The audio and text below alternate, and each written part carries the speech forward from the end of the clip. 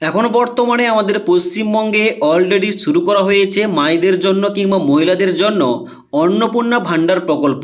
তবে যুবশক্তি ভরসা কার্ড কিংবা যুবশক্তি প্রকল্প নিয়ে খুবই একটা গুরুত্বপূর্ণ আপডেট উঠে আসছে, যে আপডেটটা নিয়ে আজকের ভিডিওতে আলোচনা করব।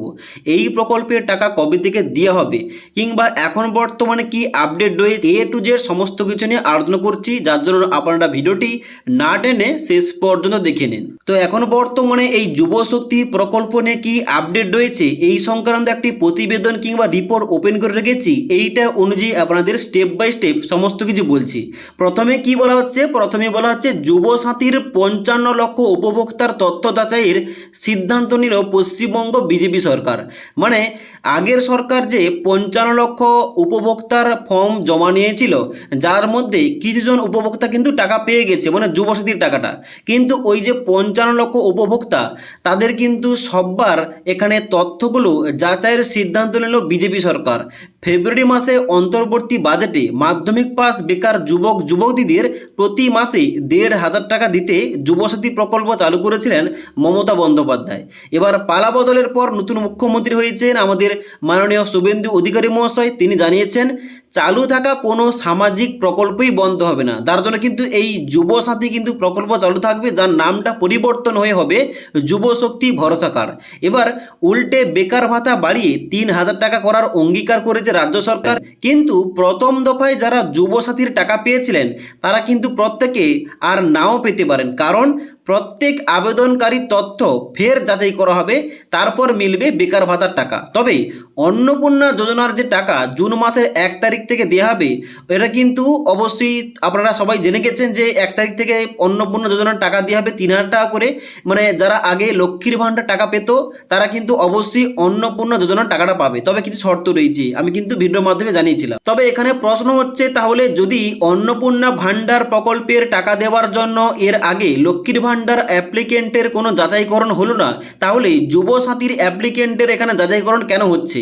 এখানে কিন্তু বলা হচ্ছে যে 7ই মার্চ যে এই প্রকল্প চালুর সিদ্ধান্ত হয়েছিল, ঘোষণার সঙ্গে সঙ্গে টাকা দেওয়ার শুরু হয় এবং প্রথমেই প্রায় 1 লক্ষ উপভোক্তার ব্যাংক অ্যাকাউন্টে টাকা পাঠানো হয়েছিল। তারপর ধাপে ধাপে প্রায় মোট 55 লক্ষ উপভোক্তার অ্যাকাউন্টে টাকা গিয়ে পৌঁছায়। কিন্তু পরবর্তীতে প্রশাসনিক মহলের কাছে বেশ কিছু ক্ষেত্রে অসঙ্গতি দেখা দেয়।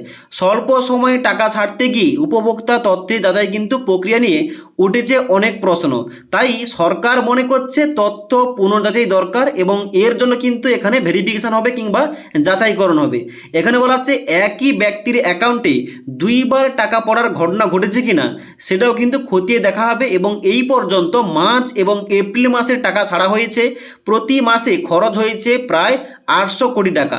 সাধারণত যুবসাথীর যে টাকা ওটা কিন্তু 10 তারিখের মধ্যে ছাড়া হয়, কিন্তু মে মাসের শুরুতেই যেহেতু রাজ্য সরকার কিন্তু পরিবর্তন হয়েছে, যার জন্য কিন্তু যুবসাথী কিংবা বেকার ভাতার টাকা কিন্তু বাংলার যুবক যুবতীদের কিন্তু ব্যাংক অ্যাকাউন্টে ঢোকেনি।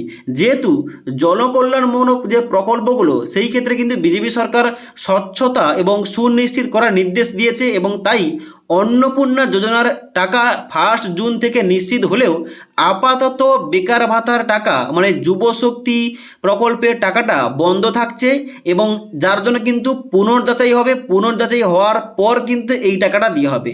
তো এটাই কিন্তু গুরুত্বপূর্ণ আপডেট। এখন কিন্তু বর্তমানে যুবশক্তি ভরসা কার্ডের টাকা কিন্তু আর দেওয়া হবে না। এখানে কিন্তু সমস্ত কিছু পুনর্নির্বাচন হওয়ার পর, যাচাইকরণ হওয়ার পর যে সমস্ত অ্যাপ্লিকেন্টরা এলিজিবল হবে টাকা পাওয়ার জন্য, তাদের কিন্তু ব্যাংক অ্যাকাউন্টে টাকাটা দেওয়া হবে। এবং এই সম্বন্ধে রাজ্য সরকারের তরফ থেকে পরবর্তীতে আরও কিন্তু আপডেট দেওয়া হবে।